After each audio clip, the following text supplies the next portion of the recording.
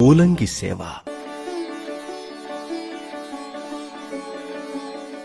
వివిధాలు, విచిత్రాలు, సుగంధాలు, రమణీయాలైన పుష్పమాలలతో శ్రీవారికి వస్త్ర రూపంగా, ఉత్తరీయ రూపంగా, ఆభరణ రూపంగా, కిరీట రూపంగా, శంఖచక్ర రూపంగా శ్రీవారి తిరుమేనును అంతటా పుష్పమయంగా అందంగా అలంకరిస్తారు.